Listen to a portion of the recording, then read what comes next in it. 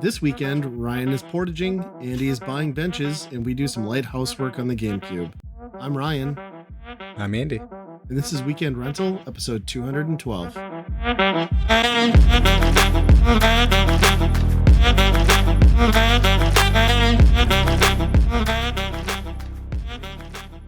Hello, everyone, and welcome back to another episode of Weekend Rental Podcast.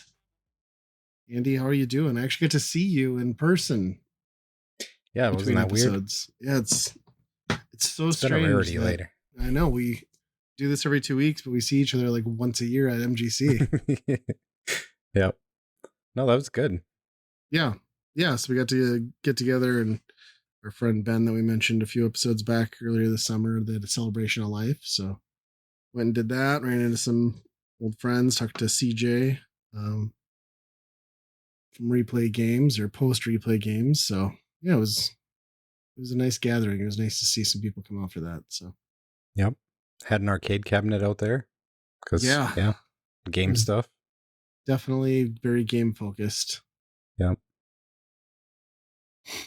And then we just talked about games for 2 hours, so for the most part. So pretty much, great. yeah. Yeah, it was good. It was a good excuse to meet up with some old friends, so and pay respects to when we lost. But yeah, I was a little nervous, to be honest, with that thing, because like I'm so introverted. I was like, God, this is gonna be like horribly awkward, but it was okay. So yep. Yeah. You always wonder, most of it's going to be family, right? So right. It's kind of like when you go to a wedding and you try not to be too much of an asshole because you don't know who you're talking to. You don't. Yeah. Yeah, and his parents were nice people. Mom talked to us quite a bit, so I think she was just excited to see other gamers show up and people she didn't recognize. So yep. Yeah, and then we got to go check out Drecker, which, I mean, we hit happy hour even. I mean, happy hour at Drecker, that's saves like $10. Yep. Yeah, that was good. Yeah, I still love that brewery. So going there this weekend for Drecker Fest and that Motion City soundtrack show. So oh yeah, I'm sure the kids are gonna hate that, but I'm making them go anyway because it's free and I want to go. So yep. I was looking at the times in that though, because they were like really like cagey about announcing when that was going to happen, and like finally rolled out the times, and it's like music starts at 7, but Motion City soundtrack doesn't take the stage until like 9:30. I was like, really? Wow, that's gonna be a late night. Huh. And I'm pretty sure the noise ordinances are like 10:30. I don't know if you can do an outdoor concert past that. I'm not sure. Maybe they can get by with like 11, but it'll be interesting. Huh. Just local see. Openers, I'm guessing, right? Yeah, it wasn't anybody I'd heard of anyway. So yeah, I'm sure it's gonna be an absolute zoo. We'll see. Should be fun regardless, as long as the weather holds up. I think it's supposed to be like 80 something though, but by that time at night it should be down to like 50. Yeah, I was planning on going, but this weekend's turning into a whole other beast now. Yeah, it'd be a late night for you guys too. Like that thing doesn't end until almost 11, so they gotta drive a couple hours on top of that. Yeah, we'll see. I text a few other people too, just let them know what was going on. So I think some people might show up. We'll see.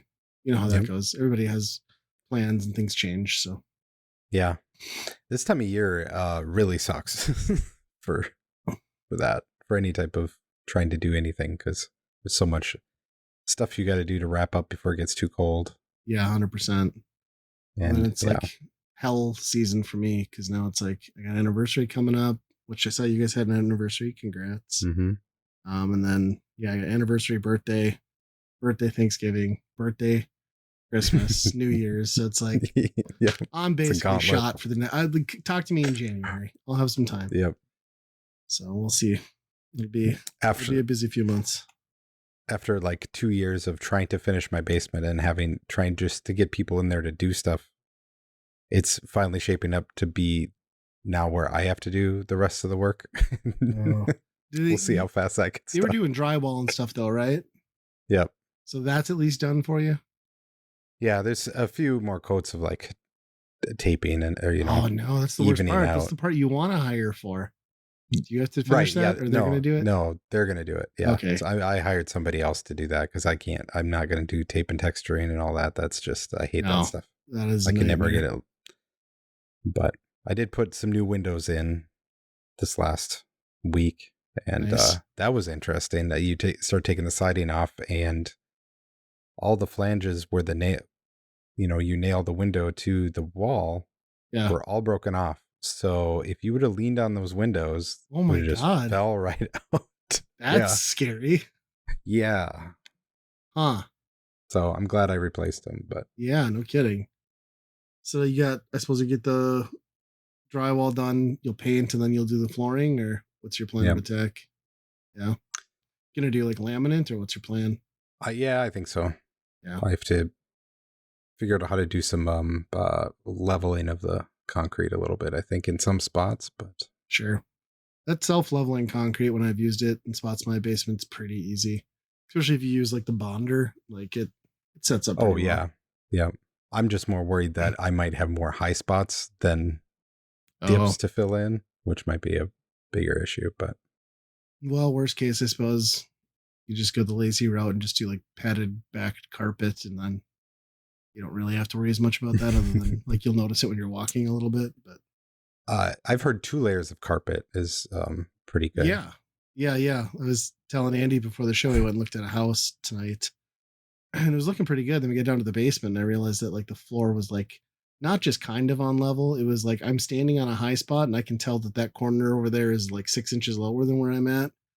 And part of it was that they had these like carpet tiles on there that were like poorly done, and there were gaps everywhere. And then we pulled one up because they were loose, and we realized that these people just left the carpet that was underneath the carpet tiles and just put the carpet tiles on top of it, which makes no sense at all. And it explains why they weren't sticking to anything, because like they didn't even use like the right tape.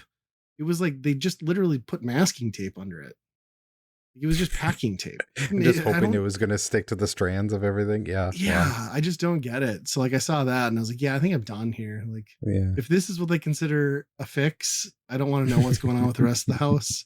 There was already a couple spots upstairs where I was like, you could have just put caulking in there, and then that drywall wouldn't be all left up like around the shower. It's like strange choices. Well, you just put drywall on top of the old drywall. That's true. Yeah. Or you just get like that pink sealer stuff and just coat it over everything and call it a day and just leave it. Yeah. So yeah, we're continuing our house viewing. We've kind of slowed down. Like realistically, I don't think we'll move over the winter because I don't want to sell and have nobody pays as much for a house over the winter. And we have a small house, and a lot of the appeal of it is the green space, which is hard to show off in North Dakota winters. So we'll see. Maybe something will pop up and it'll surprise me, but I'm not in a hurry, I guess. I've still got a house, so it'll be all right.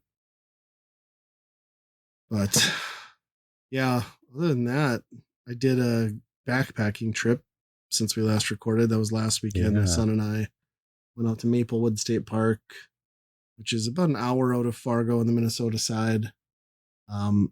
And we did this campsite once last year in October, and it was just too cold. Like the cold snap came in and it was getting it to freezing at night, and it just wasn't worth it. And the hike is kind of grueling. So my plan this time was you can portage and bring a boat in and then paddle across the lake and save yourself a ton of hiking. Way easier. But then you got to get the boat down to the lake, which is probably, I don't know if it's a half-mile hike, but it's at least a third of a mile. So yeah, with my 11-year-old son, everything's in a backpack, and then you got to carry the boats. So it just like, he wasn't having it. He's like, I can't lift the boat. I'm like, let's carry a boat one at a time. It's a kayak. Like you and me will each grab an end. We'll walk. We're making it like 10 feet. And he just like cannot do it. And keep in mind, like I've load balanced our backpacks to the point where like he basically just has our clothes in his backpack, and I've got like probably close to 60 to 70 pounds of gear in mine with all the real stuff. And then I was like, he couldn't do it. So finally I was like, all right, you at one point you cross a stream and then you get to grass, and then grass takes you up to the lake. The rest of the trail is grass. So I was like, all right, let's get the boats across this little bridge and creek, and then we'll drag the boats. And then he can't even do that. He's throwing a fit about that. So finally, because I was like, it was a time crunch thing. It's like you can't check into your campsite, and you have to go into the main office to register. Can't do that until 4. And I didn't get there. I didn't leave 4 there until 4. So I probably got there like 5:15. And then to access the site that we're at, because it's remote, you have to drive about another 40 minutes around on like a minimum maintenance road outside of the park and then come back in. Oh. So like it was a race against the clock, right? So it's like, I got to get there before it gets dark. We can't pack in any wood. I mean, we could, but it'd be hell. So it's like, I know I got to set up camp. We got to get there. I got to find down trees that I can like cut firewood from. So it's like, he's just struggling. Finally, I was just like, I can't do this, man. So like, I had to grab both kayaks, pull both of them behind me, plus my backpack all the way down this trail, which I just did in one go. Cause it was like, if I stop, it's going to be hell. Yeah. Like I might as well just grind my way through it. So we do that. I'm like already annoyed. Like I'm not taking it out on him, but I'm just like, buddy, like clock's ticking. Like we got to go. And then we get down to the lake, and this lake is, at one point it must have been very small. And the water levels have gone up, I would guess 20 feet probably, because this lake is like completely surrounded by like massive trees, even some way out in the lake. So it's like dead fall of trees all the way around. So on the side that comes off the trail that you need to drop in on, there's like no good spot to get to the water, because it's literally that many trees falling down in the water. So I have no choice but to then get wet, which I'm like, fine, whatever, I'll do it. So like I have to walk on a tree, get him in a kayak, figure out how I'm going to balance on a tree, not tip in, and whatever. We get to the campsite, and from there on out, it was fine. But like, good Lord, that was an ordeal, like getting out there, and like we got it all done in the nick of time. And then that was Friday night. We spent 2 nights, and then like midday Saturday was beautiful out there. By evening, the wind was gone. It was like perfectly calm. So we had a nice campfire, and then fished some. That was pretty good. And then Sunday morning, it was just gorgeous. No wind at all. That entire lake. And it's the only campsite on that lake. There's no public access to the lake for putting a boat in or anything. It was as perfect as could be. And we got out and fished, and just, it was amazing. Like killed it. I bet we caught 20 northern in like 2 hours. I mean, it was unbelievable. So wow. Great trip. Did you have to do the whole ordeal with the boats on the way back? Yeah. Yep. Yeah. Yeah. So I was like, just, we packed in minimal amount of water. I brought some of those life straws to drink from the lake if I wanted to, but like I wasn't super keen on that, because like there's still a chance of giardia, and there's beaver in that lake. So, but yeah, the way back wasn't as bad, because it was like we drank all the water, we ate most of the food, so it was a lot easier on the way out. But still, at the same time, like you've been hoofing it out there, like you don't sleep that great camping, and then you're like, all right, time to go home, and now it's like, all right, we got to figure out, pack it all out again. I was wet up to my knees because I had to find a spot where I could get out and not tip, and then get him in, and then walk back, get the kayaks, put the kayaks on the roof rack. Like I was so spent. At least he didn't ask to be on the boat while you dragged it. Yes. And then when we did get to the other side to like portage the boats out, he's like, okay, you're going to have to take him again. I just looked at him like I was going to kill him. Like I didn't even really say anything. And he just like stopped talking, like went up and started dragging his boat. So he at least got the boat on the way out, which was good. And everything was a lot lighter. But yeah, it's so much fun on that site though. I mean, you are literally out there by yourself. Like it's great. Like it's the perfect camp, I think, in my opinion. And we had a lot of wildlife. A couple of big swans came in. They sound like freaking jets when they come in and land in front of you, and all sorts of fun stuff. And then of course the campsite's got like a oak tree too. So like you're just paranoid that something's like jumping around you at night, when you forget that it's just like shooting like acorn rockets off everything. So like you're paranoid about what's in the bushes. And you're like, it's just acorns. So yeah, it was a good time. glad we did it. Glad the weather was good too. So it was pretty entertaining that we hiked to a different lake. There's that Beers Lake at this campground that's like, it's one of the best muskie fisheries in Minnesota, and they stock it with muskie and stuff. So it's popular for fishing, and they do like rentals of, like they've got like 3 small boats, like little John boats that you can like row it with the oars. And I see this group of like foreign tourists. I don't know where they were from, if they were like Japanese or clearly Asian somewhere they were coming in from. And I watched 6 of them cram into a boat that probably at best is only meant for like 3 people. And then only the women had life jackets and all of the men had nothing. And I was just like, guys, like game and fish is out here all the time. Like if you get pulled over, that's like, I think it's like $150 per person without a flotation device. Yeah. Like, but to be fair, I mean, at least the weight, I mean, they're probably half the weight of an average American too.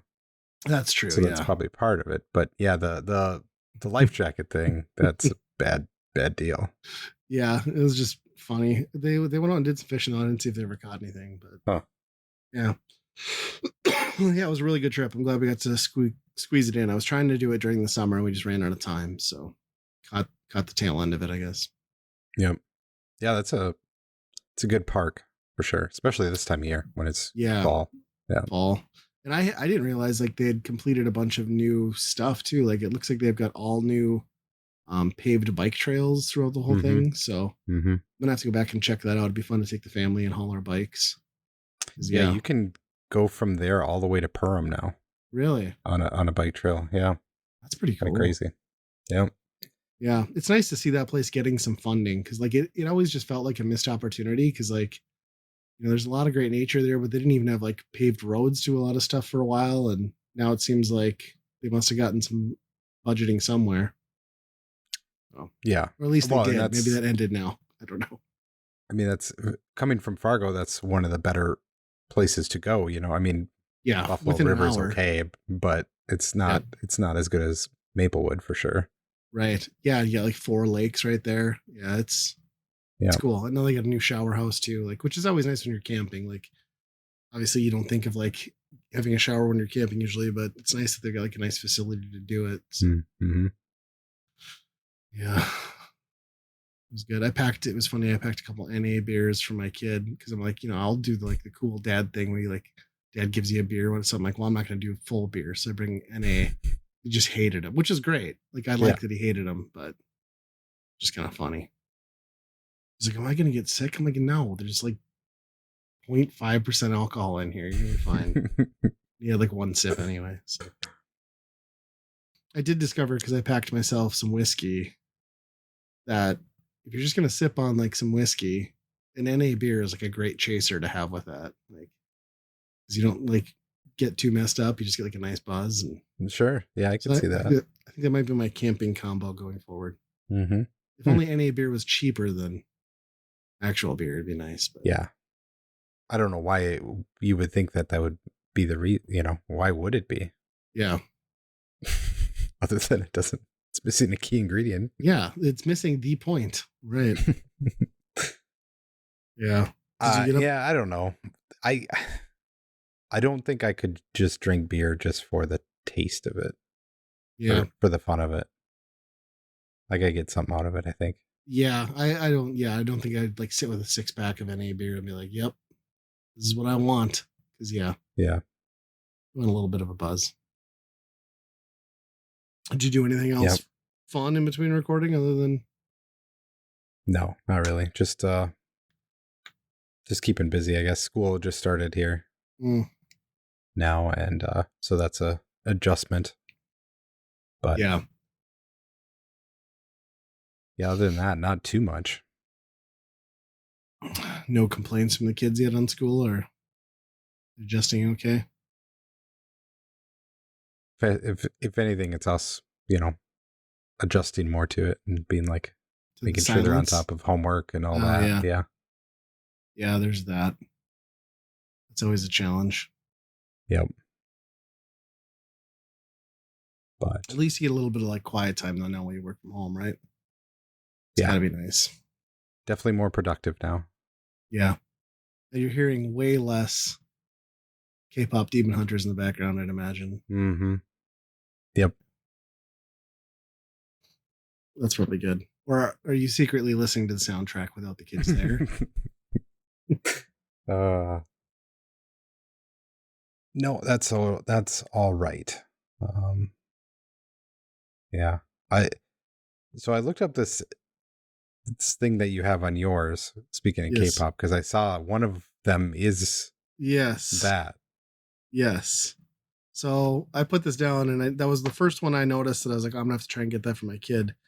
But yeah, they're launching for some unknown reason. Like this company thinks it's a good idea called Tiny Vinyl, and they're launching a proprietary vinyl size. So keep in mind that vinyl already had your standard 12-inch. There are some 9-inch discs that occasionally get pressed, and then usually for singles you have 7 inches. All existing formats. There's even like the record store day like spoof like 3-inch records that exist and have been made. But this company thinks like tiny vinyl is going to be the next big thing. So they've made their own proprietary 4-inch disc, and then they essentially package it like a CD. And it's gonna have it can do like, I think it was like 3 minutes and like 40 seconds on each side. So it's basically just a 2 single thing. And they'll play on most standard record players as long as you don't have like an auto return for the stylus. It should work.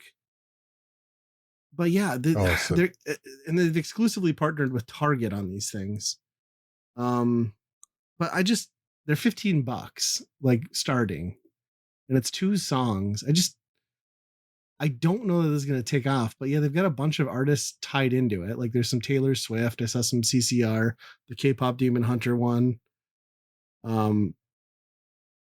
Yeah, I just find the whole idea odd. Like I'll probably pick one up just to try. Like that K-pop Demon Hunter one, I'll probably pick up for my daughter. But it's just a weird choice when 7 inches exist, and you could easily put those in stores and not have to figure out your own pressing for that.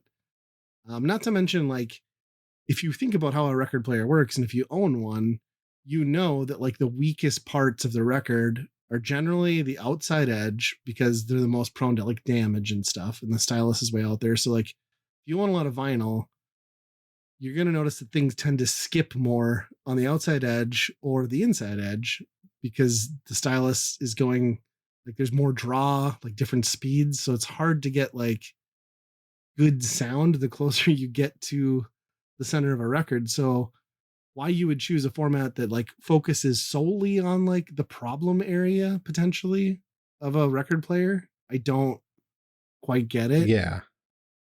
I mean, does this work on 33 then? Or do you have to have a different RPM on it? It's gotta be 33. I can't imagine these are 45, but I could be wrong. I mean, 7 inches are usually 45, so maybe these are 45. But yeah, it's just a weird choice. Like it's a collector's niche within something that's already, I mean, records are everywhere now, but it's still pretty niche, right? Like it seems like they're creating a product for a market that didn't need to, that doesn't really exist, in my opinion. Now, if I could see it if they made the packaging the same and then had somehow figured out a way to make it cheaper like that. Maybe it is just 1 or 2.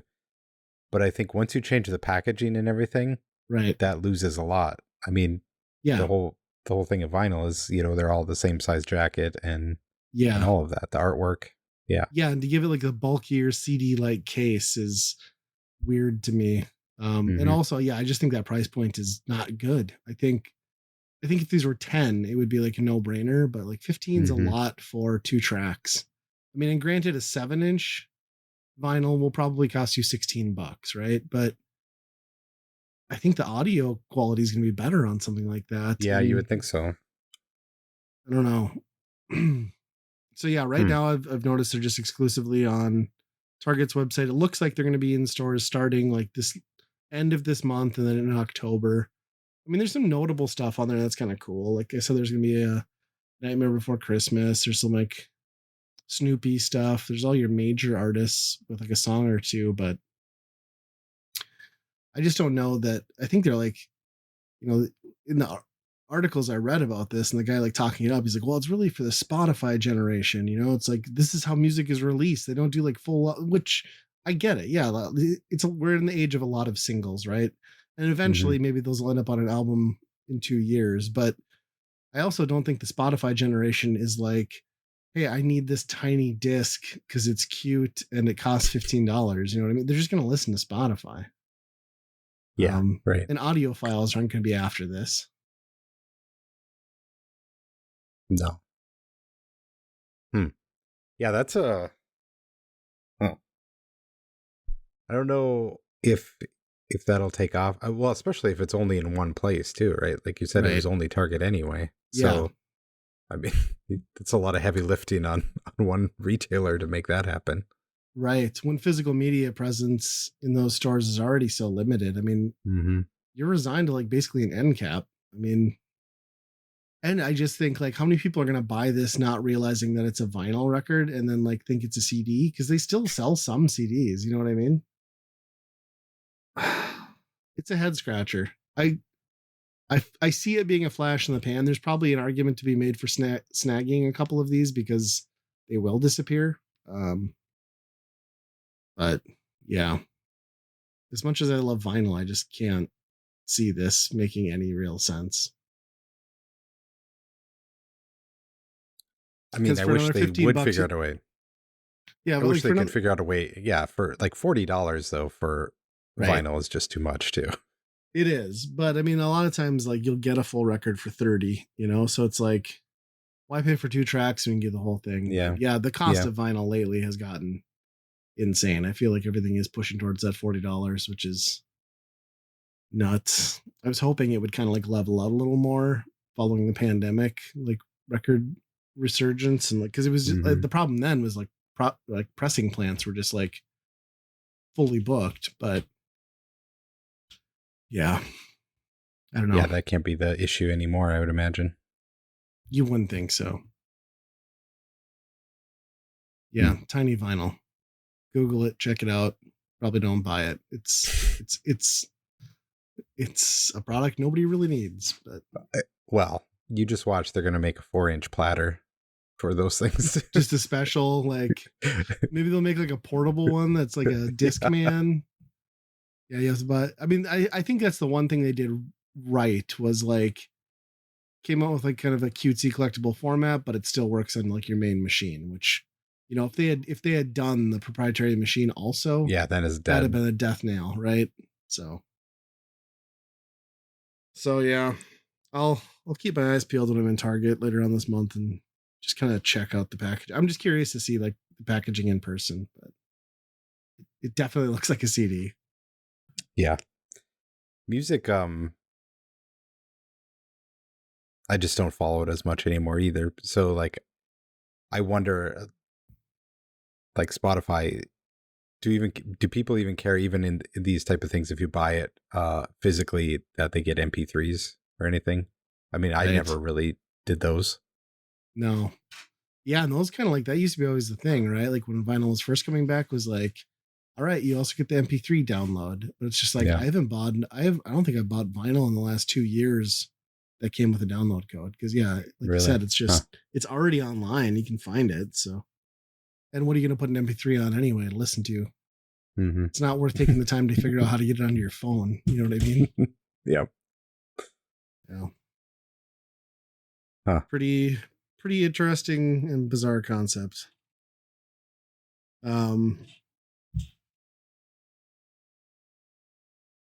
Curious on your DK one, but we can get to that later. So Hollow Knight, is that new one? Yeah, the much the much anticipated sequel to Hollow Knight.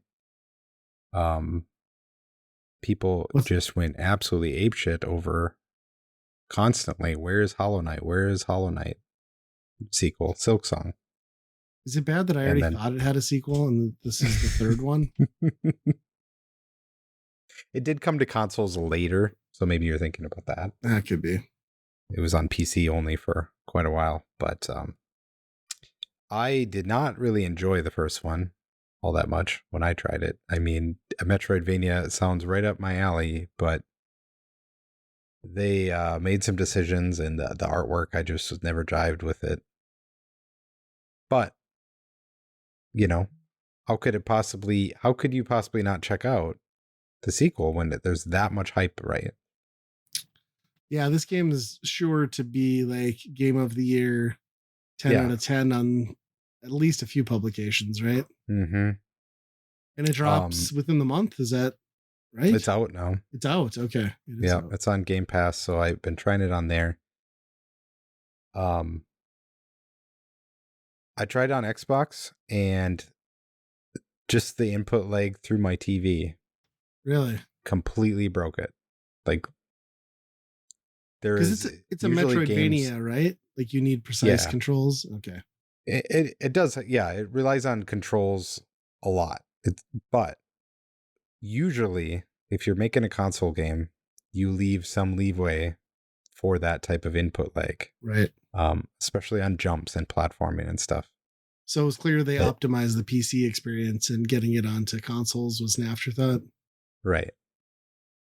So I couldn't believe it. Like felt like I was messing up. Like this did not seem like it should be happening. That I would get to the edge of the cliff, and then I'd hit the jump button, but instead I'd just fall down, wouldn't jump. Oh, that sucks. So I then was like, kind of like, I have to see what the PC version is. If this is like that on there, yeah, I couldn't believe that would be the case. And it isn't. It's thankfully a lot better on PC, but that also says a lot that they're not even building it for consoles at that point, I think. So why even put it on a console? Is it on like everything? Like, is this Switch 2? Is this PlayStation? I think so. Okay. Yeah, I think so. Yeah, I just went through Game Pass because that's what it is. But man, my nephews, all of them are just enthralled with it, Really? And I can't stand it. I don't get the appeal. I mean, I do in some regards, but I think it does the genre a disservice. Okay. It goes against a lot of the things that I think a Metroidvania is about. With instead replacing it a lot with Dark Souls type mechanics. Yeah. Kind of withholding like information elements. Then, if you're making it that difficult, kind of. It's the thing that gets me is that it's got like the corpse run stuff, and it's got you can only save at certain spots. Then if you die, you lose all your stuff, and you got to go do that. That stuff is okay. That's a decision. I mean, that's a popular thing in a lot of games now. Right. I don't enjoy that because I feel like when I play a game, I need to make some progress sometimes. Right. I can't spend just a million hours not getting progress on something. And it goes to some really terrible decisions that way, because a lot of the secrets and stuff that you'll find, with a Metroidvania is like, oh, I wonder, I should check this wall, and then you break open a wall and something's there. That's the best, some of the best parts satisfying. Of that type of thing. Yeah. And there's usually like currency or something behind there, and it's like, okay, well, that was a good thing. But then you die the next screen over, and all that currency is gone, and you go back there, and there's nothing there. So then it's like you feel like you got ripped off. Yeah. Like that secret was like gone now. What you got from that is just gone. And that sucks. Yeah, that sucks. I mean, and you can farm that stuff from enemies, which I guess, that is a Metroidvania thing, is farming resources. But ultimately, yeah, I mean, the bosses are really good from what I've gotten to. But there's just so many decisions that I don't get it. The art's better than the first one. Sure. By leaps and bounds, but that was always the thing. Like, I never played it, obviously, but like that art style was like very cool. But yeah, it's disappointing to hear that, because like, yeah, you do want to like I feel like that's such a key component to like a good Metroidvania is do the grind, discover the secret, get that power up or get that thing that like substantially improves your gameplay and sticks with you and progresses you. So, yeah. Yeah. And apparently, from what I've read about it, the two biggest complaints about it is this one, there's benches, that's your save points. And in this one, you often have to buy them with the currency that you're farming and finding. Really? So even when you get to a save point, which also the map does not unlock, you have to buy the map. I've heard the map system is terrible in those games. Like I've heard that's the one complaint I've heard from people is like not fans the first time around and like they just kind of seem to keep it. So yeah. I think, I mean, it's obviously a choice to do it that way where you have, right. You don't know where you're going.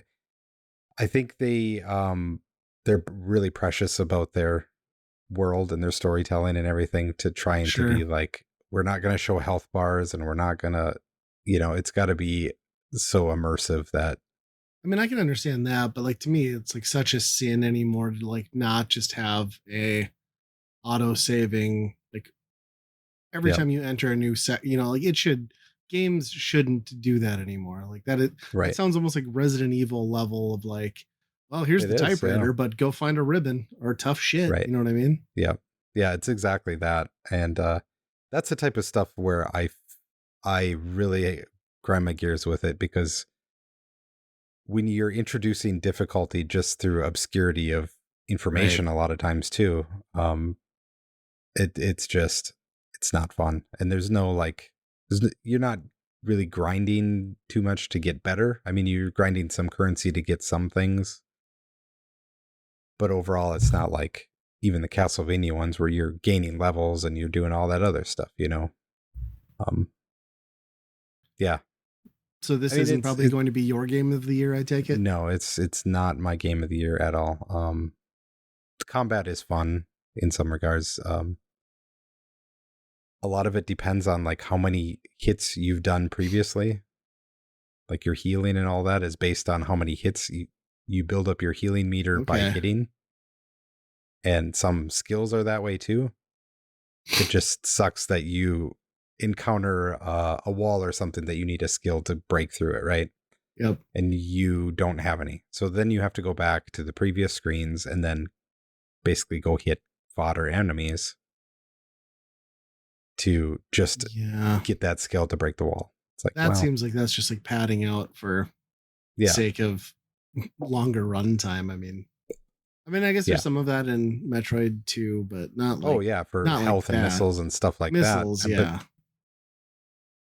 Yeah, but I don't know. I don't understand. I think it's highly overrated for me, and it's not a Metroidvania to me.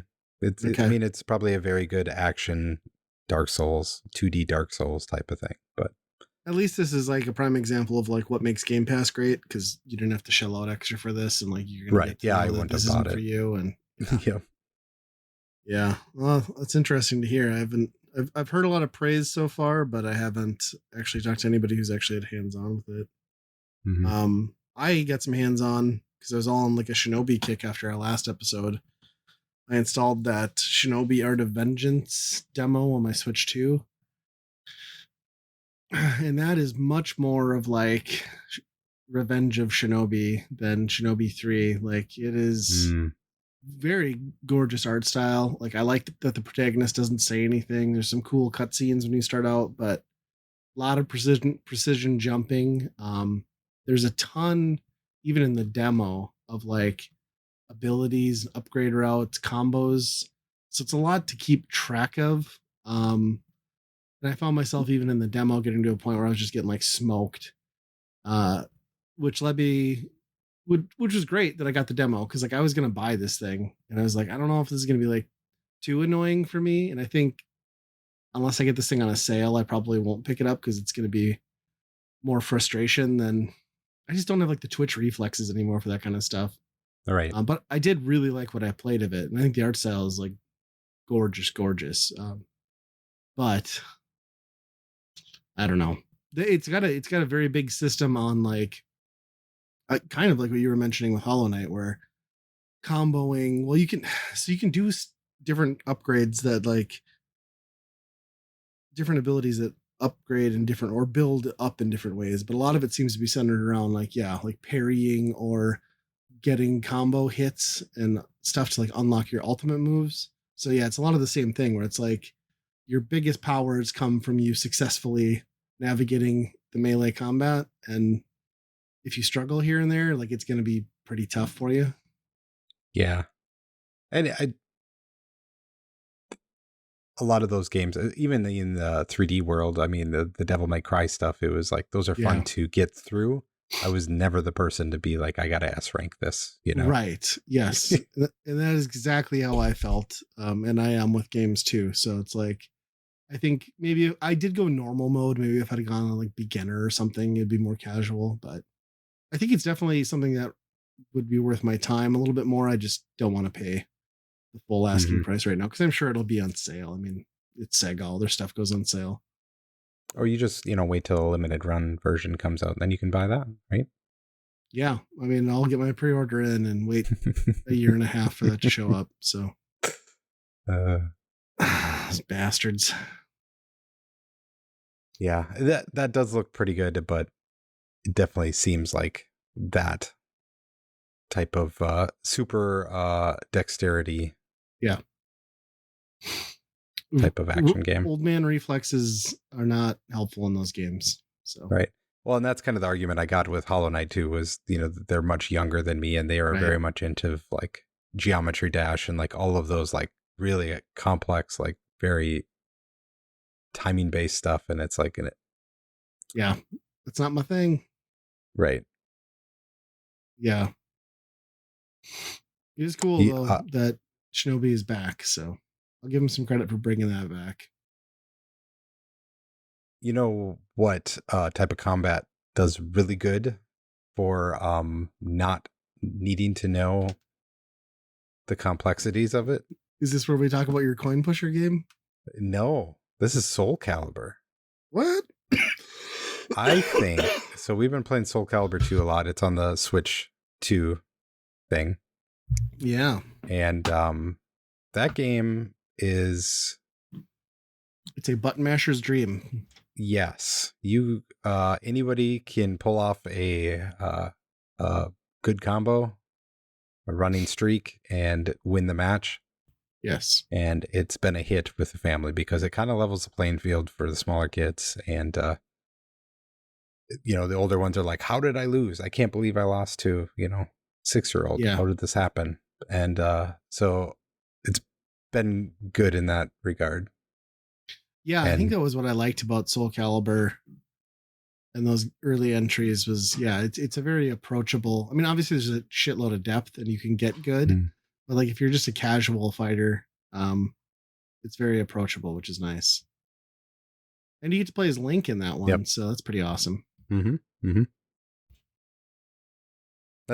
That usually is what ends up happening. It's just Link versus Link on most battles that I'm watching the kids do. I like that they kept so many of his moves too, like the downward dash from 2 and stuff. Like he's got some pretty cool moves. And bombs and bow and arrow, and it's pretty. Yeah, it's cool. The only downside of like Soul Calibur 2 is like seeing Link like that and then like realizing you never got the Zelda you wanted on the GameCube. Instead, we got fucking Twilight Princess at the end of that thing. Yeah. I mean, I'm not going to throw shade at Wind Waker, but like, I think everybody was expecting that Zelda. Especially when they had a demo of it like that. Yeah. Yeah. I never really put too much time into Soul Calibur 2. Probably because the PlayStation 2 I would have had at that point, and I don't even remember who the special character was in that. Was it Tekken guy? I don't even remember. Yeah. Then it was not anything a Star Wars guy, right? Like I think I have PS3 and I have Darth Vader potentially. Yeah, I think so. Back when that was novel, and now it's like everything does that. Now nobody wants a Star Wars character in a game. Have they made where did Soul Calibur end up? Have we had a new one in a couple generations? Was 6? Soul Calibur 6, maybe? Okay. Not so long ago. Yeah, I kind of just lost track of it after the third one. Seems like that's destined for a collection, right? Why don't we have a Soul Calibur collection? Right. And get a Soul Edge arcade version on there too. Yeah, 6 came out in 2018 and there's nothing since. So it has been a while. Yeah. But I mean, that's kind of how fighting games go, right? One comes out and it stays there for 8 years so you can play it at EVO in every tournament. And right. Yeah. Yeah. Well, that's cool. At least you're getting some use out of your Switch Online subscription at that point. Yeah. And the other game later, but yeah. I actually have been playing a little bit of Soul Calibur 2 as well, but just casually here or there against the PC. So yeah, it's a nice addition. Yeah, they have so far. That's some good selection games that they've picked out for that. They need to get them out more often though. The trickle is kind of pissing me off, but yeah, it'd be nice if that was more here's this huge library all at once. But the drip feed, I guess, gives you something to look forward to at directs and stuff, which I guess it's worth noting that there's a 60-minute direct tomorrow. So stay tuned in 2 weeks when we talk about old news. I'm sure we'll cover it. What I'm really hoping is that we get the fucking release date for Prime 4 in that one. So I have something to be excited about and pre-orders go live. So, I mean, if it's this year, I mean, it has to, right? It's gotta be this year. What else do they have? Yeah. Air Ride? Fuck that. Yeah. That's what I'm worried about because they did a whole direct on it, but a needless direct, yeah. Yeah.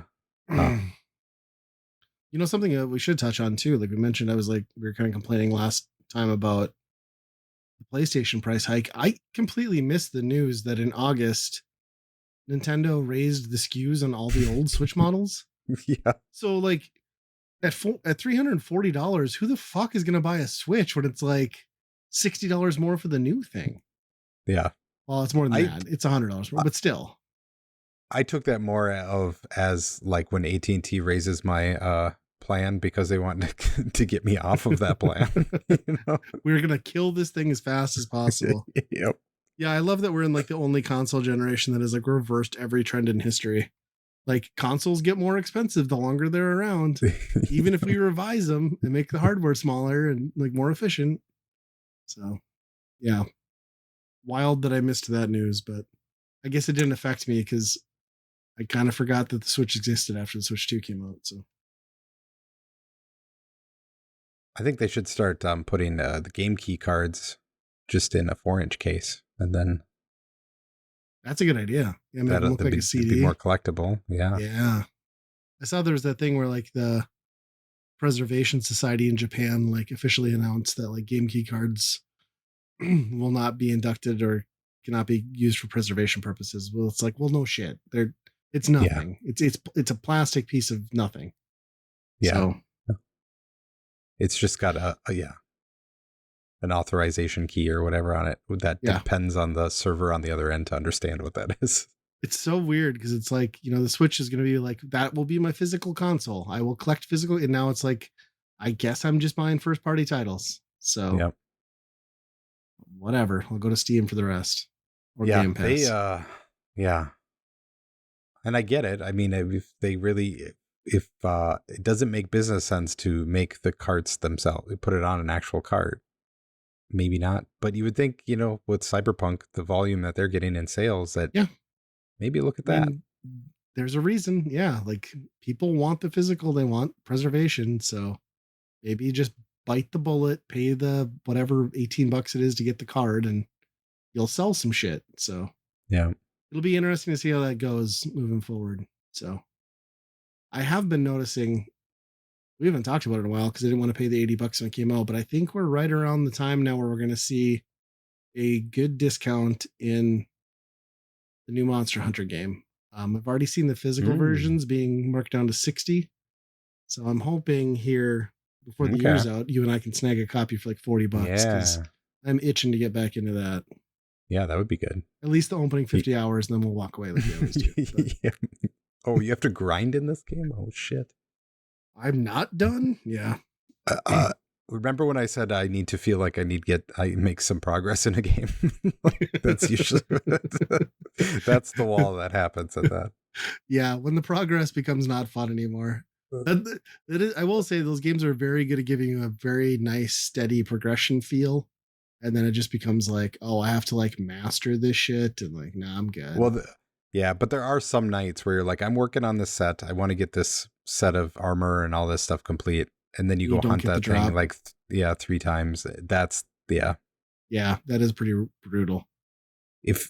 Even if it was like the second time you fought him that day, you were guaranteed a drop or something like that, that would be much better. But yeah, like the having to land blows on specific parts of the critical blows on specific parts of that monster in the heat of battle is always just brutal. Yeah. But yeah, they got something good. I've heard this one is sold way less. So I'm hoping if Capcom's smart, they'll do a physical on-card port to the Switch too. And I bet that would really boost and get new players in, because everything that they've gotten to run on the Switch is sold well. And Worlds missed it. So, I mean, Wilds was cool, but... Yeah. That's what I was... they kind of... Monster Hunter World was like the big one where it was like, this is a different beast altogether now. And then they kind of had... Was it 2 after that? Rise and then something else, maybe? Rise and then Wild. Well, there was that expansion to Rise. It was like almost its own thing. Was Rise the one that was on the Switch? Yeah, I think so. And that one was so nice from like a quality of life perspective. Like they made so much stuff more. It's so funny too, because I bought 2 copies of that to play with my son on Switch, and then we never got into it, and then started getting into it on the Xbox. So it's like I didn't even need to buy those physical copies, but yeah. I think this last one, it felt like it was supposed to be the big thing next to Worlds was. Yep. Well, but it's kind of more so maybe just kind of more like Rise, Right. Yeah. More incremental than, a big sequel. Than the Revolution. Right. Yeah. Yeah. I'm still curious to check it out. I'm sure it'll look gorgeous on the X too. Mm-hmm. So we'll have to watch out for a sale. I'm sure it's coming. Capcom can't go that long without a big deep cut on something. No. So what's your coin game? Oh my. This is a survival game with meters that you have to feed yourself and you have to pay bills and things like that. But it's all revolving around dumping your money that you earned doing random jobs around this town into the local arcade. And then you take the tickets that you win at the arcade and you buy stuff at the counter. Mm-hmm. And oftentimes you will need to pawn those off to the pawn shop to get more money back. Yes. And that's kind of the loop of the game. I had a decent amount of time with it for a while, but it kind of wore thin now because you have to go back and do the jobs, and a lot of them are physics based. Kind of like be a paper boy, but do it as if you are a gang's beasts kind of controls. And it's like, well, I mean, it's fun. It's like interesting and like, oh, this is wild and crazy. But like when you're doing it for the 3rd day, you're just like, I just want to get it done and get the money. Right. But the economies of scale on that seem like a losing proposition to like get tchotchkes from ticket sales and get like 10 cents at the pawn shop for whatever shit you get. Right. This must be a really good arcade because sometimes you make money doing that. Nice. As a child, you probably, I thought that was like, why wouldn't people do that? Like turn your money into items, turn your tickets into items. They got to be worth something. Yeah. It's only when you're an adult where you figure out the exchange rate on those and be like, oh. 100 tickets is like 1/100th of a dollar. Yep. Like, that's not good. Yep. So even when you are really lucky or you win thousands of tickets or whatever at an arcade, they're still way ahead. But it's this game is interesting because a lot of the arcades are replicas of kind of current games too, where they have like the drop the ball thing where you have to click the ball as in the rotating cups. Yep. And a few other ones kind of in that regard. A lot of like try to get the ball to roll exactly at this certain spot. And and it's like early access. So like they recently added a bingo hall. So like you could go in there and play bingo, and kind of reminds me of like that Arcade Paradise game a little bit, right? Where it's sort of that thing where it's like a meta world where you're doing like games within games and still trying to like function. I think I like that one better because the quality of the games, there was a few in there that were like, I'll just go into that game and boot up that game just to go play a couple of the arcade games in there because they were that good. But and this is just on Steam right now? I think so. Yeah, I would imagine. We'll see if it ever gets anywhere. I don't know. There's a lot of these type of games where they're just kind of like random open world stuff, and they're kind of growing into like, this one is a single player, but there's like multiplayer ones where it's like, this is role playing. Like these people are living in this town, and one of them is a lumberjack, and that's what he does in this server, and he goes to do lumberjack stuff. And it's sounds like a PlayStation Home. Yeah, it does, but they're kind of like building those games out to be like that. And they always start as like some like car mechanic simulator or something, and then it's just bolted on to like 5 other jobs, around town. And interesting. It's interesting where development is on stuff like that. And then I see, you got X-Files. You been watching X-Files? I think that's what we're gonna do. I think we're ready for another big run like Supernatural. And I think X-Files might be the one that we're. Where can you stream that? Is it Netflix? It's Hulu. Even Disney. I think it's on Disney. But same thing, I guess. By next year. Yeah. So. It's a good series. I have the same issue with X-Files that I have with Supernatural. It's like, it's best when it's episodic. It gets bad when you have like the men with no eyes, and then like Mulder's gone for a season or two.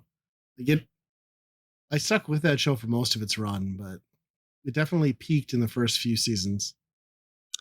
I'm worried that they are too one-dimensional. I mean, obviously it's like, well, one's a skeptic and one's the guy who believes in aliens. It's always been like that, but like, is that pretty much the only one-dimensional thing? Whereas like Supernatural, it kind of really grew it to its own about like the characters themselves. And X-Files gets tricky too, because like you're gonna have to figure out where you need to work in the films too, because like some of the stuff like Fight the Feud, like some of those like fit between like season runs and stuff. So like you're gonna have to figure out that ordering to make sense of some of that, or build upon it, I guess. Yep. The crazy thing is like we watched the first episode and it was widescreen. I'm like, there is no way in hell this was a widescreen when this came out in like 1990. It's like they had to have like done something. Like, did they shoot it on film? That would be kind of crazy. A TV show. My guess is they probably just like mastered it differently for widescreen. So what they did is they did shoot it on widescreen. Because they were like, oh, laser discs are a thing, and they're starting to do widescreen. They aired it as 4:3, but everything that they shot, they made sure that there was nothing in the frame for widescreen. So in the future, it was like all centered and lined up for widescreen. It's crazy. It's crazy that they took the time to like do that after the fact. You know what I mean? For a streaming generation and an HD generation. Good on Because them. otherwise it was like, I mean, before, I mean, if I was doing that, it would be like the booms, the mic booms like right outside of frame. Well, who gives a shit? It's right. just going on TV, Yeah, it's a great series. How many, like 10 seasons? Is that right? Yeah, I think so. Well, that's a whole other thing because like those last two are like way Got like in a the weird, future, like right? it came back. Yeah. And that's where the movie stuff comes into where you gotta like piece that stuff together. Hmm. Yeah. Super. I mean, yeah, you talk about another show that's got like almost that level of following. I mean, it's died down some in recent years, but still like people are diehard about that one. Yep. Used to be one of my favorites. I watched it every week growing up. It's a good Yeah, show. I remember watching quite a few, but never religiously, I guess. But Yeah. yeah, I'm pretty excited. Nice. You have to let me know how that goes as you guys progress. And then I see you must have, well, you beat DK. We talked about that. So you wanted to get into spoilers on that? Yeah, I guess I can edit this out and put it at the back. Yeah. Well, should we get on to staff picks? Yeah, I can do mine. Mine's really quick. Yeah. It's a YouTube channel that I don't heavily watch it, but I constantly go back to it because they do interesting things. It's called MinMax. It's a lot of the old Game Informer people. Yeah, Ben Pax is like the main guy, right? Ben Hansen. Yep. Hansen, yes, Hansen. Yep. And a lot of those Game Informer guys are doing this stuff. Specifically, lately they have a thing on their Patreon or whatever. It's called New Show Plus, where they'll come up with an idea for a show, and then they'll leave it up to a vote to be like, should we do another one of these, or do we change it? Does this turn into another completely different thing, right? And more often than not, everybody votes like, yeah, just do another thing, just do something different every single time almost. Periodically, it's the same thing. But they're super interesting because, I mean, obviously it's a gaming thing, but like one of them was going to Valley Fair and ranking all of the rides at Valley Fair. Nice. One of them is like going to look at some old house in Minneapolis, and then they just walk through the house. The realtor is showing them all this stuff, and it's stuff really adjacent to, or not really adjacent at all in a lot of regards to gaming, but a lot of the personalities that and obviously in Minnesota, so a lot of connection there too that I see. Which things I've always like, liked the name. I know that. Like the name of the channel is so smart because it's like Min Max, which obviously leans into gaming, but then it's also a nod to the fact that they're Minneapolis based. So Yeah, it's pretty clever. Are they still doing stuff with Kelsey Lewin, or is she not contributing much anymore? She is. Okay. Yeah, she has a podcast and she does some other shows. Yeah. One of them, like, she was on one where they just went to the biggest greenhouse in Minneapolis and they just spent the day at the greenhouse. It's like, okay. Yeah, that's a channel I watch too pretty frequently. I agree. It's a good, solid gaming and whatever focused channel. Yep. And their gaming stuff is, I mean, there's not a lot of stuff that will go really in depth and spoilers and stuff. Like if you're really into a newer game, you played through the game, it used to be, there would be like, stay away from the podcast feed next week. We're going to go deep into this one game, but nobody really does that anymore. Yeah. But they do. They have like a kind of a game club where they really go into a game and discuss it a lot, talk about the endings of a lot of games. So that's interesting when you finish a game and you're like, okay, I want to hear what other people think about this, Yeah, it's pretty cool. I like that channel a lot. Yep. Mine's pretty straightforward. It's just Catan, but not like, is it Catan or Catan? I don't know how you're supposed to say it. Well, it used to be Settlers of Catan, and then they just dropped the Settlers of. It's too much words. Yeah. Yeah. So this isn't like the full board game. It was just the dice game. Normally when I go camping, like, we'll bring like a Farkle or something, and that's kind of like the pass the time game. But we had this dice game and I hadn't played it yet, so I brought it, and I think that might be my new like camping fave, because like it's a very straightforward game. There's some strategy, a lot of luck, and you're done in like 15 minutes because it's a 15 turn game and you're done. And Yep. yeah, it's pretty cool. I mean, you're just building resources. But there's a lot of like realizing you effed yourself over, like didn't use a resource you had on deck, and then like, oh, I'm such an idiot. So yeah, it's just kind of like a brief roll the dice, build a night, build a village, build a road to get to the next village, and then your point total at the end. So I have noticed that like there are very few close games. Usually somebody just like obliterates somebody else, but yeah, it's a lot of fun. I like it. Yeah. We played that a few times, and it's a good game. It's good because the people that win was like, I mastered that game. I did it perfectly. And then everybody else knows exactly what they fucked up. Right. There's like one spot like 10 turns ago that was like, it was that.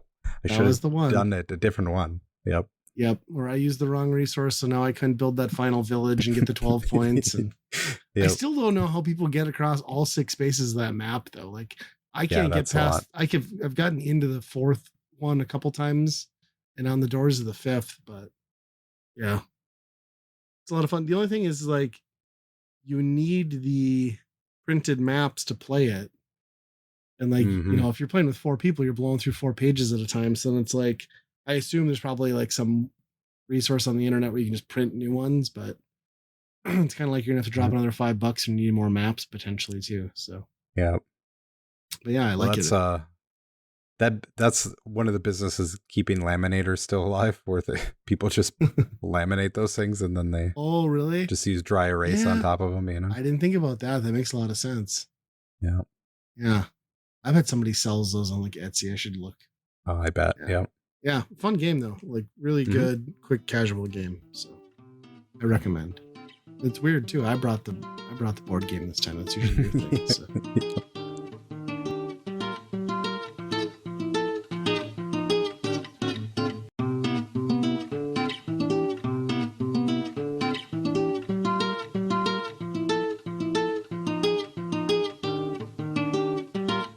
If you're having a good time with us at Weekend Rental, I think you might enjoy all the great geeky stuff found on the Geekade Podcast Network. They've got podcasts about games, music, movies, and more. Plus, if you order off their secret menu, also known as the Geekade Patreon, you just might find an exclusive movie podcast hosted by Ryan and myself. Check it out over at geekade.com. And hey, if you'd like to turn Weekend Rental into a true multimedia experience, our YouTube and Twitch channels might just be for you.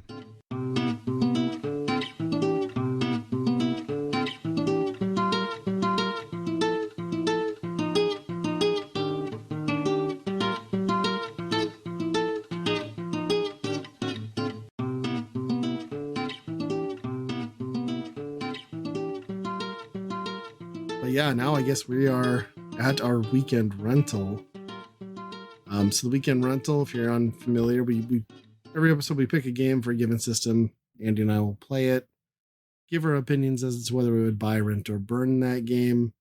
We went with the GameCube this time, and is this our first one on the GameCube? This is our first GameCube.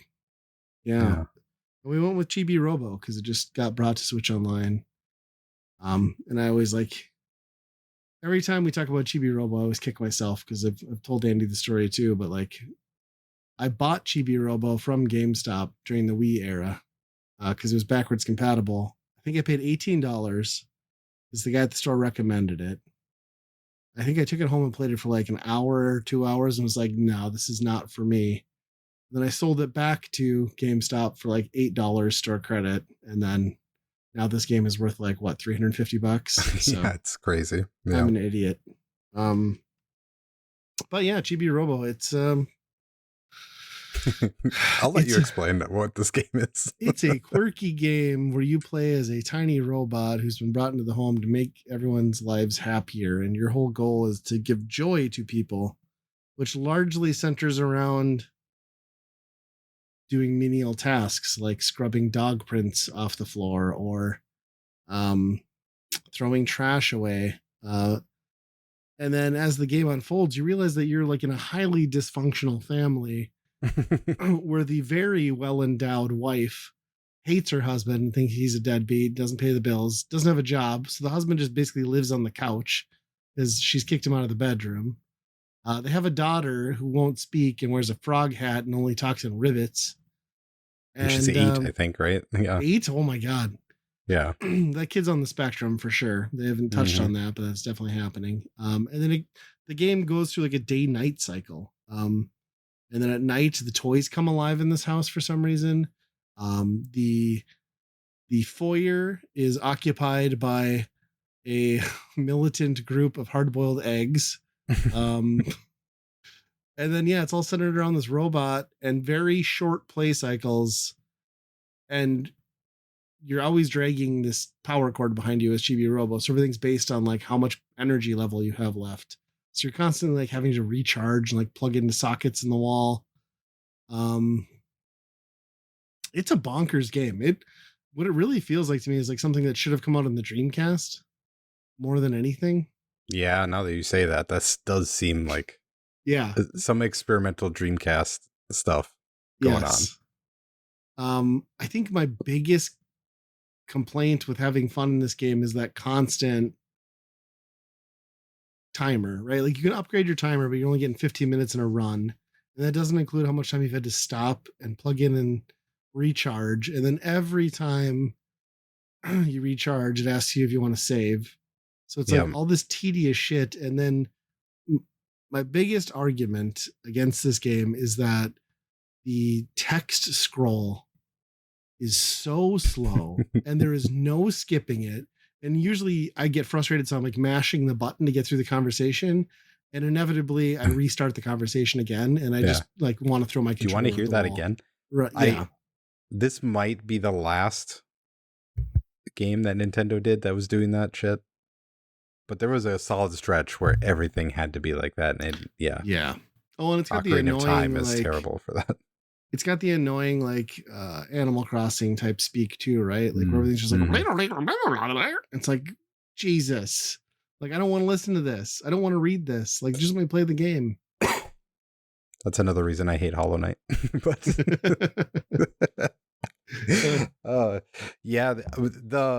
the plug-in mechanic is very, very Nintendo-like, because I mean it's just a stamina bar for the most part. Yeah, you know.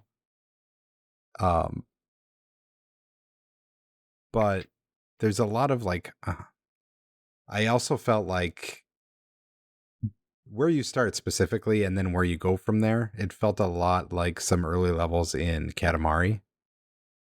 Sure. Where you start in a kind of a small, living room or whatever, and then all of a sudden you're outside and picking up a whole bunch of stuff. This kind of also has that feeling. Yeah. Because you are exploring other parts of the house. And that stamina stuff does start coming into play because, I was outside and no plugs outside, so you really have to be on your shit to make sure you get back. Obviously, there's not much of a penalty, right? If you run out. I do appreciate that they wrap you up in bandages or whatever if you run out of battery, and then you play that session just wrapped up in bandages. Yep. But some good touches like that are really good. These days, this game doesn't seem as novel because I think there's a lot of Steam games that are doing this type of thing. I mean, obviously, for the last probably 15 years, there's been this isn't a traditional game, right? There's like some weird quirkiness to it. Plus, there's like specific things that you're doing that it's outside of normal gameplay. But when this came out, I can't imagine there was anything really like this. No, it was a pretty oddball game. Yeah. Yeah, I don't know how much time it sounds like you probably got further than I did. I put about 7 hours in. I haven't gotten outside though. I've gotten every bit of the house. Okay. See, I don't know if I've gotten everywhere in the house. I've gone to the foyer, the kitchen, and that might be it. So you haven't been to the basement or upstairs yet? No. How did you get outside? There's a sticker on the window, and if you shoot it with the blaster, it Okay. creates a hole in the window that you can crawl out. Yeah, I know which sticker you're talking about. I'll have to try that. I sat on the blaster forever. Like I didn't buy it until just recently. So that's been unlocking more stuff for me. And yeah, that's kind of a core element of this game is like doing the things to get like the hearts to get better battery and then collecting coin so you can buy better upgrades. So you like unlock, a helicopter, a blaster. I do think it's kind of cute that like a lot of your built-in power-ups are just like things you found around the house. So like you take the father's toothbrush and now you can like clean, or you steal a spoon and now you can garden. You know what I mean? It's funny in that way. It's just also like the humor is very good. Like the egg army is funny. Like that weird Japanese like Buzz Lightyear type robot who like stays in character is funny. But then like this incredibly dark tone of like this dysfunctional family where like the daughter's like having to pretend she's a frog to like escape the reality of her parents hating each other. Yeah. Like, it does feel like sad. an 80s movie where like the robot, like one of those 80 movies where like a robot made the family come together in the end, where it was like, oh, we went to all, Yeah. Yeah, it's got a lot of charm and character, and I think that's what the game really thrives on. Because it's not so much the gameplay. I don't particularly find any of the gameplay super fun. Like it's more of like it's more about the grind and the progression and then unlocking the story elements than it is having fun playing the game. Yeah. But and it is exploration. Right. The exploration's cool. It is funny to like be playing a game though where it's based on exploration and like you'll want to go check out this thing that you know is the next objective, but then you're like, God damn it, the dog left footprints here. I have no choice but to stop and clean these all up. Like it's my duty. Yeah. Yeah. And like, I mean, you can wander any direction and it's pretty chill where it's just like, well, yeah, you just kind of go whatever you do. There's places to go to progress certain things, but for the most part, the day-to-day stuff is just kind of like, well, go do whatever, right? Yep. Yeah, I don't know if this has changed my outlook on it. I feel like I'm probably going to go back and slowly chip away at this game and finish it because I'm guessing it can't be too long. But I think my initial assumption of selling it back to GameStop was the right call because this is still not a game for me. It definitely wasn't when I played it back in the day. I think it's neat as a novelty now and like a weird look back at like a wilder time in gaming, but it feels more like manual labor the game than it does anything that feels truly satisfying in a video gamey way. Yep. Playing this just really brought me back to like thinking about Tinykin and thinking about how awesome that game was. And yeah, I mean, I didn't even think about that. That's kind of this game with Pikmin, right? Yep. Mixed in too, but it definitely has that feeling where you're traversing a house and in the same ways. Yeah. Yeah, and Pikmin almost does feel like the like more mainline successor to what this game was doing, right? Because yeah, it's a lot of the same vibes. Mm-hmm. Yep. Just without all like the management of like a million other things on screen. Mm-hmm. But yeah, it's a very trippy game. I don't know that it's held up. I mean, it's held up, but there's just something that doesn't click with me on it. The camera does not hold up, but it's inverted sideways cameras. Yeah, you have to stop to move the camera. Like, really, you have to like stop in order to pan the camera the right way because like there is no like panning it on the move, and that kind of sucks.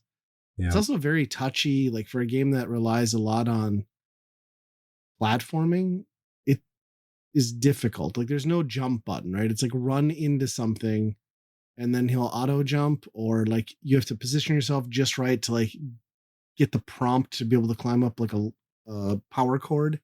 That stuff is frustrating. I think it could be made a lot better. Yeah. So I struggle with the controls a good amount. I do like enjoy some of like the twists, like like there was that Ziplash Chibi Robo game that came out, like where it was a side scrolling game. Like I like some of the twists where like you go down the sink and like now you're in like a side scrolling game instead of like a 3D game. Kind of neat to see that, but it doesn't really do anything to like break up what the core gameplay is. Mm-hmm. Yeah, that part never goes away. I mean, there's combat too, which I would say is probably even not good. You know, the blaster and all that stuff, and yeah. But overall, I mean, you're just kind of wandering around doing stuff, and with a meter basically saying like you can't go too far without getting back to a plug. That's kind of the game. I was looking at the history and the development on this because I was like, well, who made this? Like, it wasn't obviously like Nintendo. They published it, but the company that did it, like, this was their didn't know that. third game ever, and probably the most notable one in their early career. But then they ended their career with that Ziplash game. Like, that was the last one that they worked on, and like the studio is defunct now. So really, kind of interesting. But yeah, it was just like a third party. It must have been like a HAL type situation where they just worked closely with Nintendo. Sure. So it's surprising that they were the ones making that Ziplash. Just seemed like it was like, well, this is just we made a platforming game, Yeah, why we not want to use that chibi character again. Yep. Yeah. Well, what do you think you give this on the scale then, like of a buy, rent, burn? I was having a good time, and I think I'm going to do some more in it. I could see in retrospect, like in today's climate, like there's a lot of games that are doing this type of thing. Mm-hmm. But I still think for what it was, it's pretty good. I'm not going to give it the most glowing buy, but I think it's going to be a buy for me. Okay. I don't think I can go that far. I'm gonna give it a rent or a buy from GameStop and sell it back to them in this case. And then regret not owning it now. Yeah, not because I want to play it, but like, damn, yeah, put $400 on my shelf. Yeah, it should be experienced by everyone at least once, and there's enough here to have a bit of fun. And I do think I'm gonna go back and finish it. I'm just gonna be more casual about it and not grind out like a couple hours at a time like I was doing. Yeah, it's such a weird game. It's such an of the time game. The family stuff really was the really surprising part. Yeah. I mean, it was like, this is really out of left field what I expected from this game. Yeah. Part housekeeper, part psychologist, I guess. Yeah. I also felt a little guilty because, like, the whole time it's like the dad just spends all their money on like comic books and toys, and I was just like looking around my game room, and I'm like, oh, I'm the dad. Yeah, like, I just haven't been kicked to the couch yet. So yeah, fun one though. I'm glad we got to check it out. Mm-hmm. And it fits this format. It's like the type of thing where it's like I can play it and be like, yep, we got that game. We know what it is. I understand what it's about. Yep.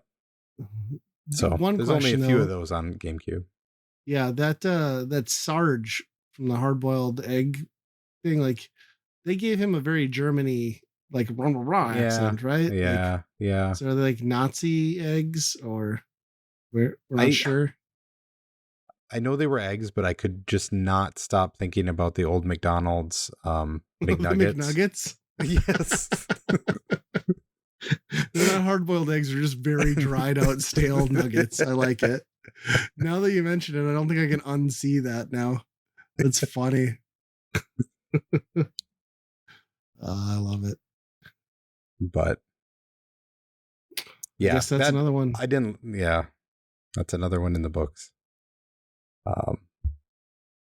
Hopefully they bring out some other cool GameCube games that we can maybe we can try. Get Cubivore next, right? That would be cool. Get all the rare ones, get all the expensive ones on there. Yeah. Which is basically every GameCube game. Yeah, that's true too. Yeah. Even the basic ones, right? Yeah. But I think that's going to do it for this episode. You can follow us on Twitter, and we have email at weekendrentalpodcast@gmail.com. Make sure you check out the Patreon Geekade Patreon, because we do a video podcast about movies on there. So until next time, be kind, rewind. Chibi bananas. I'm making nuggets. Skip this part of the podcast if you haven't beat it, I guess, but or we can put it at the end if we edit it. But yeah. So what did you think about the end game, and then the realization that who you thought was the big bad is not in fact the big bad? And I did like the build up to the point. It really did feel like this is the end of the game. We're fighting that guy. I thought for sure that, because I was trying to finish it kind of on I think it was Sunday, where I'm like, I'm just going to finish this game this weekend. And then obviously that's not the end of the game. Because surprise, it's a Donkey Kong game, because King K. Rool is there. Yep. And then all the enemies get swapped out, and they all have like Kremlins inside of them. And I think that was even the more interesting part to me, was to, they're basically all unearth that they're the same enemies from Donkey Kong Country. Yeah, and that last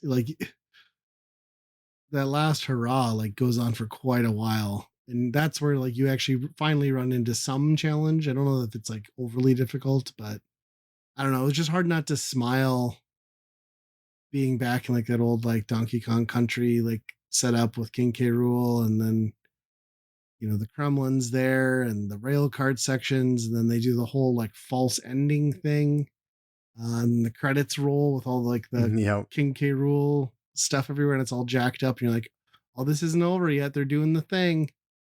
But then what I loved too is not only do they wrap in and dive back into that nostalgia of Donkey Kong Country, but they fully explain the link to New Donk City, because that's where you end Pauline's there, and taking the final battle, and how Pauline fits into that, and how that level fits into the canon. And yeah, it's to watch them wrap that up and tie in two other IPs. It was so cool. It was such a fun finish. Yep. Yeah.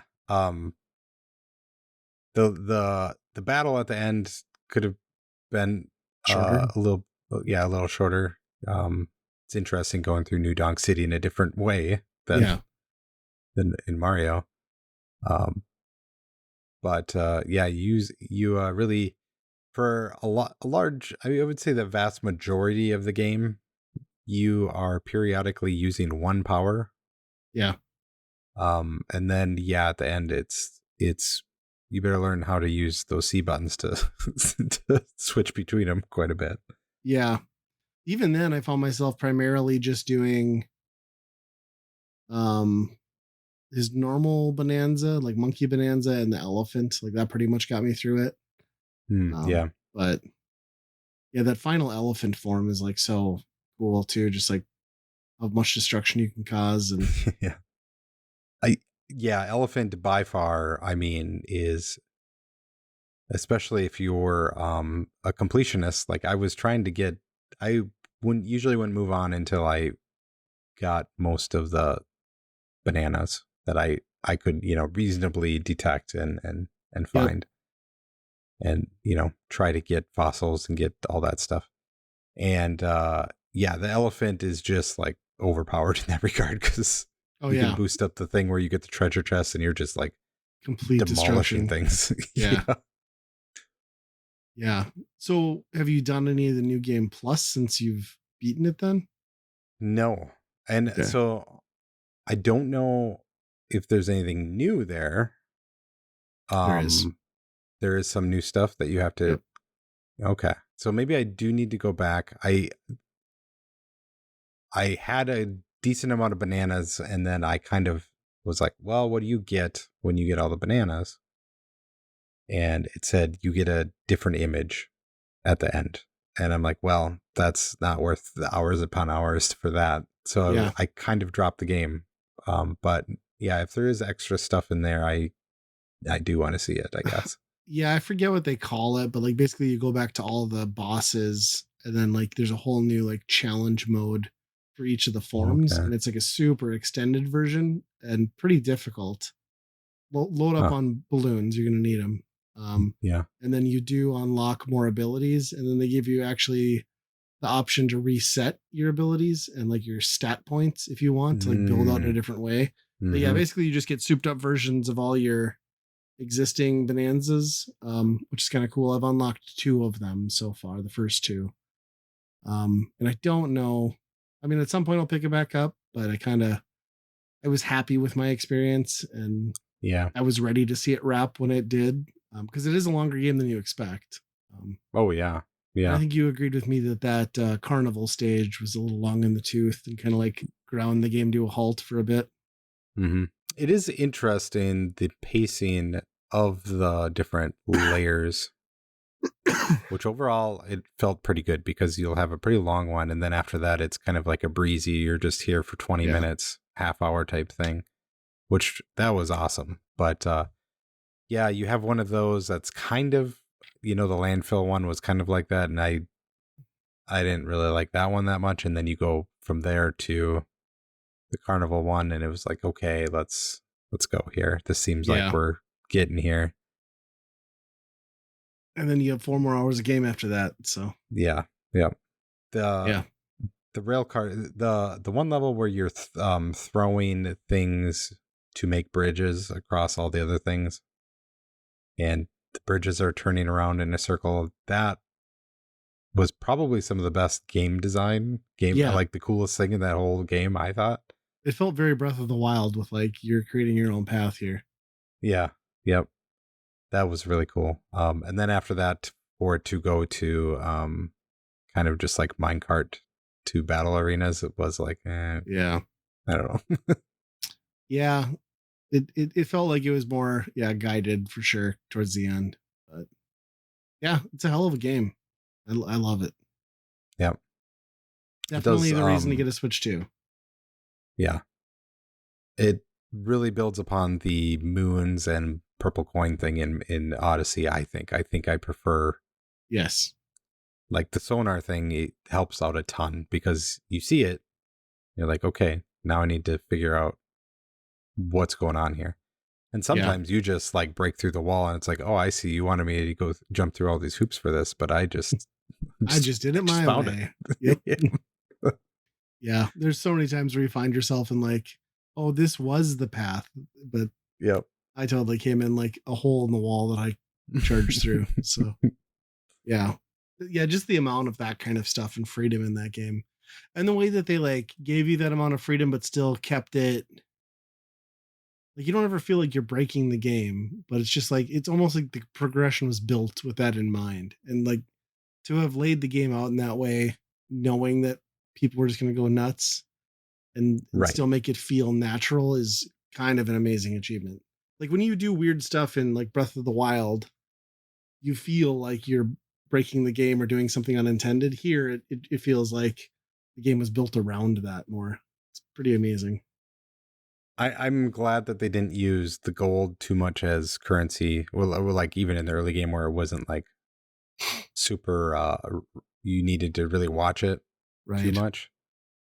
Because then I would have been dedicating a lot of my gameplay to smashing every goal to make sure I get all this gold, and then in the end not needing any of it. Really, it does a good job too of like when it's coming up to an area where you will need it, like they just have so much gold laying around for you. Yep. Yeah, fantastic game. Now, is there going to be a follow-up game where the Mario and the Donkey Kong are in New Donk City? Yeah. Pauline calls for help or something, and both of them show up. Oh, it'd be cool. Yeah. A new twist on Mario versus Donkey Kong. Right. Where they're both trying to achieve the same thing. Yeah, I can see it. That is my biggest question is like, what now? Right? Like, this sets Donkey Kong up to be on par with a Mario as far as like mainline games, where it's always felt like it's just kind of like an after or a secondary thing. Like, I guess you can make the argument like the Donkey Kong Country games took on a life of their own, but it's been a long time since DK's had that, and I think this sets them up to do it. But then what does Mario look like from this? Yeah, it should be a game where DK like comes to Pauline and then they leave to go do something, and it's a giant misunderstanding where everybody thinks that DK took her, ran off, and you have to avoid Mario the whole game. Yeah, and then Mario's the asshole, like he's the villain. Yep. I could see it.